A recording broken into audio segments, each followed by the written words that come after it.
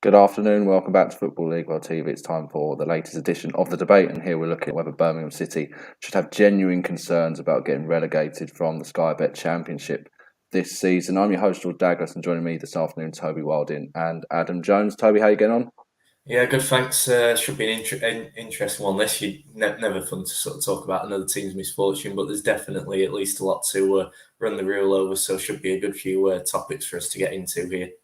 Yeah, plenty to get stuck into. Adam, how are you? I'm guessing you might be quite pleased we're talking about a relegation rival this afternoon. Yeah, I think to be honest, it's good for me, as you said, to take my mind off it and focus on someone else. And I think that will probably do my mental well-being the world of good. So yeah, I'm looking forward to this one.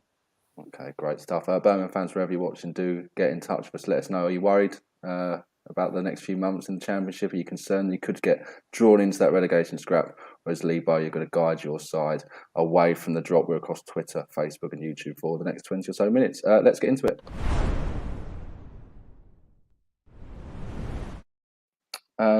Toby, let's come to you first of all. Let's look at the season in general for Birmingham. Started off really well, actually, didn't they, the Blues, and looked like potential dark horses for the playoffs. Remember in the first few weeks, plenty of people were touting them as one of those sides that no one expected to be, in the top six conversation at the start of the year, but they started well, and then, there were signs that maybe they were going to sustain it and be in and around those places, perhaps doing a Barnsley from last year. But obviously it's tailed off since. Where do you think it's gone wrong for them in the weeks and months after that good opening? Yeah, it's a strange one. I mean, as you say, they really did sort of look genuine playoff contenders. I mean, I thought, sort of given the way they ended last season, after Bowyer came in with sort of the 5 wins and 2 draws in 10 games under him towards the back at the end of last season in the league, that is arguably playoff form, or certainly not far off. And then I thought as well in the transfer window over the summer, I was impressed with the business they did there as well. It seemed like they strengthened rather than weakened the squad. So at that point, I was really looking at Birmingham as sort of a side that could be dark horses for the top 6, as you say, this season. But it hasn't worked out, and it's strange. I think one sort of thing that perhaps stands out is the struggle for goals. There's only 3 teams in the division that have scored fewer goals than Birmingham this season. So I think that stands out as quite a significant issue for them, which, as I say, a bit surprising given, the business they came into over the summer, the recruitment of the likes of Troy Deeney. He's got goals wherever he's been. So I think you may be expected perhaps a bit more of a return from him, albeit it's been a bit of a stop-start season for him anyway in terms of game time. Chuck Sanike, another one, similarly, he's not really got that same sort of form here under Bowyer that he showed at Charlton under Bowyer. So I think goal scoring is a big issue defensively as well. There seems to be a lot of errors that have crept into Birmingham's sort of back line at times. I think that's proved costly. I do sort of wonder, sort of looking at this side, about, the wing back situation that Bowyer seems to be using, and, the options that he's got to go with in those positions. You've either really got Jordan Graham and Jeremy Bella, who are perhaps more naturally attacking players, or say Christian Pedersen and Maxime Collan, who are more naturally defensive. So, it sort of feels like that maybe they're using a system that they don't really have a natural option in that position. So, I mean, as I say, there are a few issues there that have perhaps contributed to this, but on the whole, it's a bit of a surprising one that it has worked out this way. Yeah, I mean, it's been a bit of an odd drop-off, hasn't it, really, Adam? Obviously, we see this plenty of times in the Championship where sides start well and then drop away. But, it's been quite stark with Birmingham because, they were pretty impressive, weren't they, in the first few weeks of the campaign? What do you think's the sort of main reasons behind it? I mean, for me, I'm not actually sure where I put them in the prediction table at the start of the season. I'll have to have a look, but I don't think we should have been expecting too much. I think for the past 5 years, they've almost been stuck in kind of this mediocrity. Obviously, it's not all their fault, kind of with different managers coming in and that sort of thing. But I just think that perhaps expectations kind of should have been lowered. Maybe, I understand why expectations have been heightened because, Lebo made such a good start to life, obviously barring the last 2 games of the 2021 campaign. But obviously that was because he put the youngsters out. But I think for me, I think it was about tempering expectations. And yeah, I mean, am I surprised they're as low as they are? Yes, I am, especially after their start to the season, but I'm not sure if this is too much unexpected just because of what's happened in the past. It's going to take quite a while, I think, for Bowyer, and this is why I'll come onto it later. But he should be given quite a bit of time. I think this is a bit of a long-term project where he's going to have to drag them out of this mediocrity. I know that Stoke City have managed to do it kind of in one transfer window, which I'm quite quite impressed by, actually, really, and quite surprised by. But in terms of Birmingham, yeah, it'll be quite a long-term project in terms of that one. And as Toby touched on, I think it's 23 goals in 24 matches or something like that. And that's really disappointing for me, the most disappointing considering the options they have up front. So that's one thing they definitely need to address. I'm not sure if they need to address it with additions, but they certainly need more confidence, the forwards, because the record at the moment is just simply not good enough. And the likes of Forest struggled with a poor defensive attacking record last season, despite their defensive kind of heroics. And I think that Birmingham will kind of be suffering the same problems because of that, because of their poor attacking record. Toby, let's dive a little deeper into that particular weakness and that sort of lack of real cutting edge that they've had this year. Do you think part of it stems from perhaps Lee Bowyer's playing style a bit? Even when he was at Charlton and when they were winning promotion from League One, he did kind of cop some flack for sometimes being a bit too negative, given the attacking options he had. And at the time, Charlton were obviously challenging up near the sharp end of League One. Do you think there's an element again of that at Birmingham, or perhaps he's still trying to find out a system that's really going to allow them to start scoring goals? Yeah, it's an interesting one. That I think potentially there is an element of the sort of setup that Birmingham are taking here. But yeah, it's definitely one to consider. Obviously, I think it is perhaps an element of Bowyer's system coming to the fore. There's perhaps sort of that emphasis on the defensive solidity and the midfield control that he perhaps sort of showed more as a player. They do sort of say that managers might often mold teams in the sort of style that they were as a player, and it could be an element of that. He's starting to shine through for Birmingham at the minute, and I think perhaps another thing we didn't really mention with regards to the attackers earlier when we're talking about the Troy Deeneys and the Chukwuemekes. Obviously, that it's not just them. Say you've got a Lucas Jutkovic as well, who, as the physical presence he is, might really fit into perhaps that sort of mould that Bowyer is going for at Birmingham at the minute. We say him as a target man up front, and he isn't really firing either for them. So I do think that that's a big issue for them, and perhaps the fact that those attackers who might fit into the mould that Bowyer is trying to implement at Birmingham perhaps aren't in that best form could be a significant factor in sort of the struggles we're seeing at St Andrews at the minute. Adam, let's put a positive spin on things for a minute. Let's talk about some of Birmingham's strengths. I think one thing you could possibly say is that it seems to me that the players and Lee Bowyer do have a good rapport. I think they have a good relationship, and I think they're all pulling in the right direction. Whereas under obviously Aitor Karanka, who was there before Bowyer, that didn't necessarily seem to be the case. What other strengths do you think Birmingham have got at the moment in terms of their fight to try and obviously pull away from the bottom three?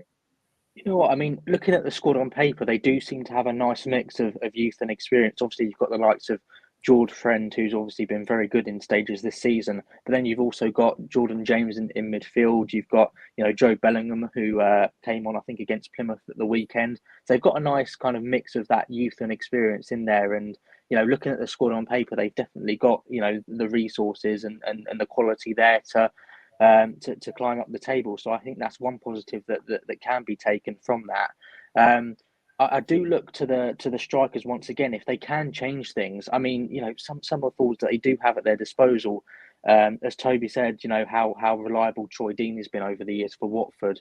Also Jutkovic and Hogan that are very used to this division as well. And even Chukwuemeke, I know that he's received a bit of flack this season from some Birmingham fans for his performances and his lack of impact. But if you can get him firing, then they could easily put themselves up the table and elevate themselves. So I think, the one thing that they do have is, quite a bit of quality in there, definitely in the attack and also just throughout the squad as well. So I think that's one positive that can be taken, and the fact that they've got kind of a clearly defined back three system as well. It's not as if it's a Jukanovic situation at Sheffield United where he's switching perhaps between a back four and a back three, and he's switching personnel all the time, obviously unless it's unforced. But he seems to have a reasonably clearly defined system, and that can only help as well. So there is definitely some positives in there, and I could definitely see them kind of pulling up the table. So yeah, I mean, there's it's not all negative, just despite the position they currently find themselves in. And despite the winless runs that they've gone on, I think there are definitely some positives that are there to be taken, and that they should utilise as kind of real hope for the future. Obviously, Toby, we're in the January transfer window now as well. So Birmingham, like every other club, have the opportunity to add to their squad. Obviously, Ryan McGree is one player they would have liked to have kept. That doesn't look like it's going to be happening though. But what opportunities do you think Birmingham have got to add to their squad in this window, and where would you say they ideally need to add? I do sort of look at that midfield area perhaps as one that needs addressing. As you touch on there, they've sort of lost Riley McGree, and he's going to be a massive absence. I think he's probably been the standout performer for Birmingham this season. So to not have his influence is a blow. And I mean, to be fair to Birmingham, you do have to credit them and say they've moved quickly to sort of maybe try and fill that void, bringing in Taylor Richards on loan from Brighton. So I think credit to them there for making that signing and responding quickly to the setback. And Richards' record on loan at Doncaster last season is definitely a positive one in terms of what he can do in an attacking sense. But the big if is he going to be able to do that at a higher level than he did last season? And perhaps they're taking a little bit of a risk there in terms of relying on someone stepping up from the lower division. I think as well there is quite a significant sort of youthful presence in that midfield. As mentioned, Jordan James is another one. It's not a midfield that's stacked with experience with, say, the Ivan Sunic or the Ryan Woods haven't really been able to settle and really get themselves a run in the side either. So perhaps something needs to be done there in terms of a more experienced presence in the midfield. And I also think you might be looking at a similar thing at centre back as well. I mean, for starters, you've got the Harley Dean situation. It seems clear he could be on the way out. I mean, that may not have helped in terms of what we've seen from Birmingham so far this season. It's a big decision to put your captain up for sale, as Bowyer has done with Dean. So you wonder if there's been something that maybe gone on there behind the scenes that might have caused some sort of distraction or whatever that's played an impact in the run of poor form they've had. So if he does move on, you're going to probably need that experienced presence to fill that void. And I also think obviously they've lost Dion Sanderson as well. He similarly to McGree, he's been recalled from his loan spell. I think that's a blow as well because he's a really good presence at the back for Birmingham. And again, they have sort of moved quickly to replace him with Ted and Mengi from Manchester United. But I think again there, I mean, Sanderson himself was a young player, a bit lacking in experience, but he still had over 50 senior appearances to his name by the time this Birmingham loan spell came to an end. And by comparison, Mengi clearly a promising defender, but he's still only got sort of 12 appearances to his name in first team football. So it's even less experience at the back for Birmingham as well now than what they had the first half of the season. So I definitely think sort of a bit more maybe know-how in those sort of midfield and defensive central areas could be important for Birmingham in the January window. Okay, they've got a couple of 2 weeks or so to try and get in a few more signings. As for Bowyer himself, Adam, you sort of hinted at at the top of the show, or very early on in the show at least, that you don't think he's particularly under pressure at the moment, and you don't think there's any need for Birmingham to be removing him as manager. I don't think as well amongst the majority of Birmingham fans there's really an appetite for that either. I think they want to see a bit more stability, and Bowyer himself has said he's in it for the long haul. That's a positive sign in itself, isn't it? But I guess it's results do speak, and he will obviously want to try and turn it around in the next few weeks, won't he? Yeah, and I think the main concern for him at the moment is that they kind of seem to be a bit of a confidence team. I know earlier in the season they went, what was it, 6 unbeaten or something like that, and they suffered some really heavy defeats. So that will be a big concern, and rightly, I think he should be questioned over that and kind of the mentality of the team and their kind of mental strength, because obviously he's got to be accountable for that as well. But I do think there's part of me which is saying it's quite unfair to judge him at the moment. I know that he's been in the job now nearly a year, 10 months or so.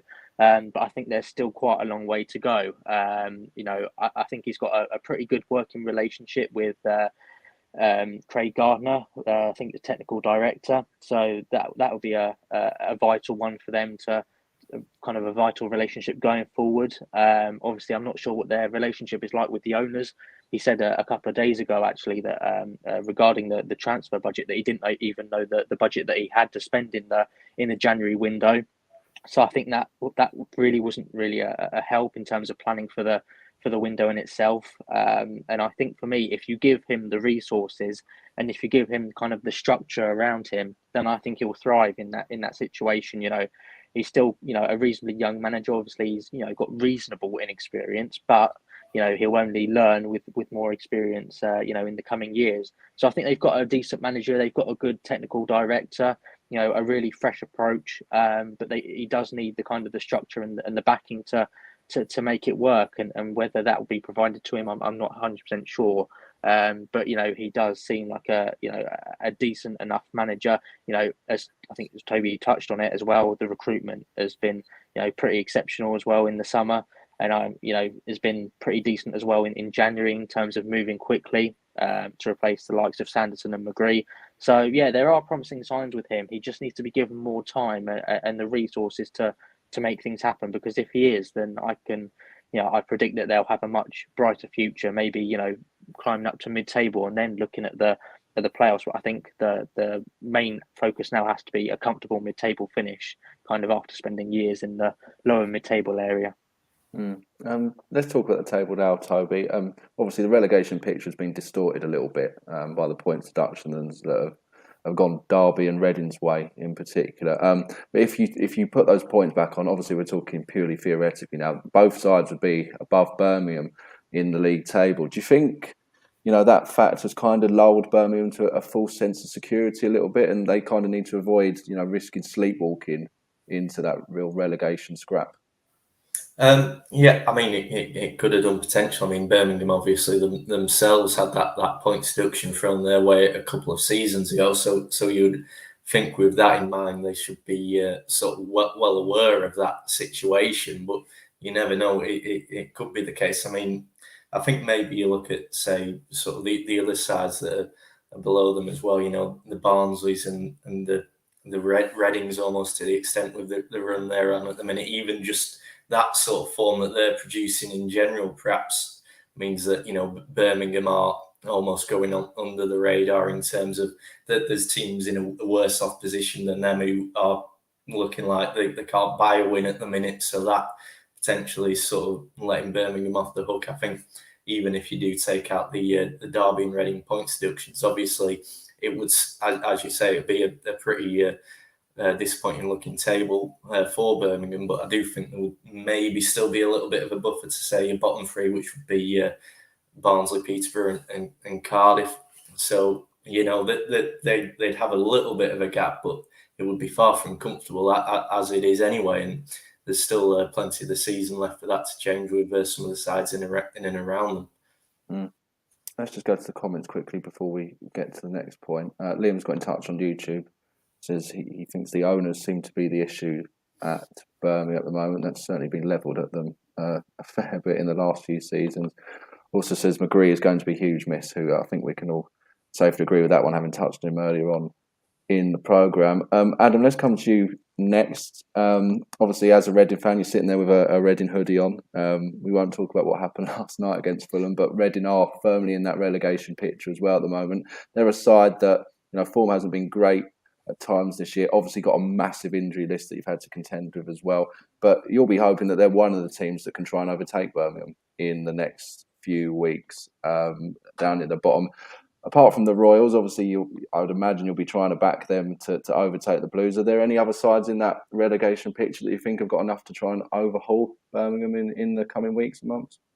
I think Hull City have got a decent chance as any. I think after the run that they went on in the winter, they've got some really good ingredients now in that squad. There's a feel good factor now with the imminent takeover that's happening. So I think for them, depending on recruitment and what they do in January, I think they definitely have the resources to overtake Birmingham. Obviously on paper, Hull have got a decent squad. You'd probably say that perhaps Birmingham's is a bit better, but still, Hull, there seems to be a sense of cohesion now.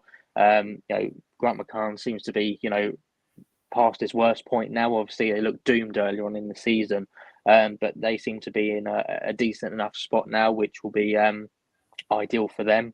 So I can definitely see them doing, overtaking them at some point. Obviously it will depend as well, because I think for me, for Hull City, I think the concern is the new owner comes in and then there's a big recruitment drive and then the signings don't fit in and that sort of thing. So for me, they've just got to keep some stability even in there, even if the takeover, which is looking likely to happen this month, does happen.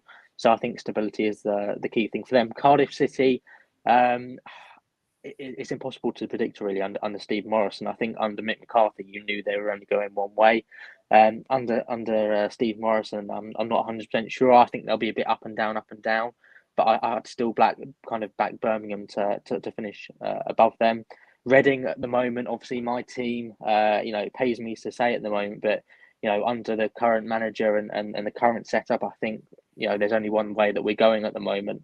That just the whole atmosphere surrounding the club is just not great at the moment. The results aren't good enough. The injury list is absolutely awful, in fairness to Paunovic. But that defeat against Kidderminster at the weekend as well, I think might set the terrible tone really for 2022. And I'm not sure how on earth we're going to turn it around at the moment. So that's going to be a real kind of point of concern for me. Barnsley, I think. At the moment, I think they're down. Obviously, their result against Barrow at the weekend is the type of result that can reignite their season. I just don't think they've shown enough at the moment under Ashbaggy to kind of make themselves real survivors. I actually think Derby County have more chance of surviving at the moment and have given themselves a real chance. So they're one team to look at. I don't think they'll finish above Birmingham due to the points deduction, but they're still one team to look out in terms of relegation, kind of survival. And Peterborough United as well. I think that Birmingham, considering the two sides' resources and the kind of the size of the club and the magnitude and that sort of thing, I think that they should be finishing above Peterborough as well. Even though Peterborough are actually doing a reasonably decent job, fighting hard. I know that it would be a different story if it was, with a points deduction, they'd be one place further down. But still, I think they're battling hard. So for me, I can see Hull. Cardiff, I think they'll be in a little bit of a battle with Birmingham, but the others, I don't see them overtaking, the Blues at any point. Okay, James got in touch on YouTube. If we don't get the owners out, we could really be in the mud. And our team on paper, we should be doing well, but we haven't been consistent for the past 4 or 5 years. It does feel like a sort of familiar story, doesn't it, for Birmingham, as it has been in the last few seasons. Again, a running theme, issues with the owners and plenty of Birmingham fans wanting that to change. Before we wrap up then, time to get to our conclusion.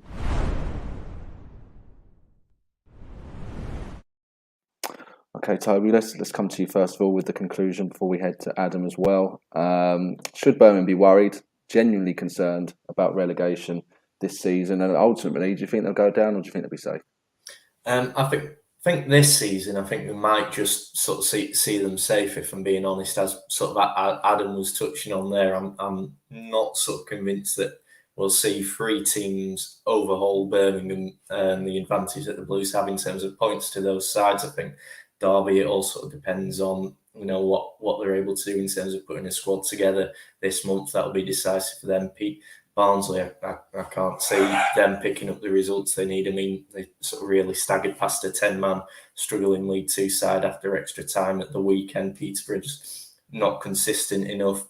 Reading, again, you look at sort of their results at the weekend, perhaps more so than the Fulham game last night, because Fulham, as I'll tell you, as a Blackburn fan, can do that to anyone in this division. So it's more the results around that are a concern for them. So I think, as Adam says, that should mean there's enough teams for Birmingham to just keep their heads above water and above the dotted line this season. That being so, this season I won't be massively worried about it, but as sort of seems to be being touched on with a few of these comments that are coming in, perhaps more long term, when you look at the sides who could be coming up next season from League One, you think it could be a lot harder for Birmingham to keep their head above three different teams, depending on how they sort of approach the situation and approach how they put their squad together over the next few months. So this season, I think maybe just be okay, but they're going to have to do more work on that between now and then if I'm going to say the same thing about them this time next year. Yeah, I think that's a pretty good summation there, Toby, of the whole situation at St Andrews at the moment. Adam, do you echo Toby's thoughts as well? Yeah, pretty much. Yeah, I don't think there's that much more I can add. I think their survival will be down to the deficiencies of other teams. That's no insult to Birmingham because they have their own strengths. But I think just some of the other teams, like the Reading and Barnsley and Peterborough, and we're not sure about Derby yet, but those three teams in particular that should be doing better. Well, obviously Reading I think should be doing better. Obviously Barnsley as well. Peterborough, well, we're not sure, but I think for me it'll be the deficiencies and the lack of strength of other teams, and I think that will see them safely through. So I don't think there's any real concerns about relegation. Obviously, they can't be complacent because that will have kind of like an impact on their overall league position. But I think they'll have more than enough to survive this season.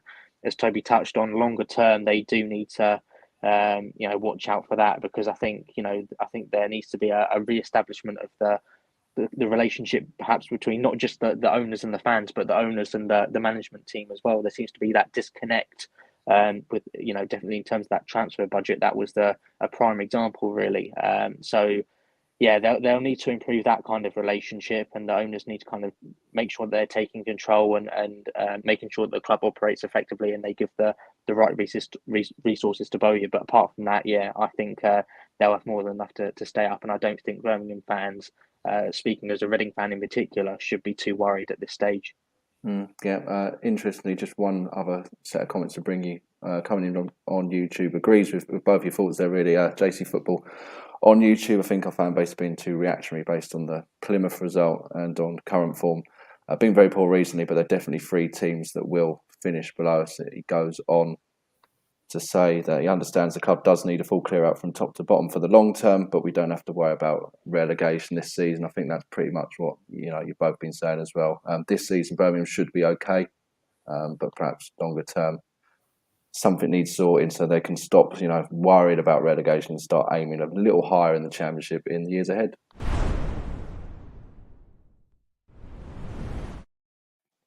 So that brings the debate to a close this afternoon on Football League World TV. One other show coming up on the channel later on today. 4 p.m, the EFL Transfer Zone is back once more. Obviously, January windows open, plenty of storylines to be talking about. Sam Rourke hosting that one. He's joined by Chris Gallagher and Marcus Ali. Toby, Adam, great to get your thoughts this afternoon. Thanks to everyone that sent in the comments as well, greatly appreciated. Just before we go, just a plug for the channel. Do like Football League World TV on YouTube. That would be greatly appreciated. Help us trying to grow the page as well. And do like this video as well if you can. That'd also be greatly appreciated. But from myself, Toby and Adam, it's bye for now.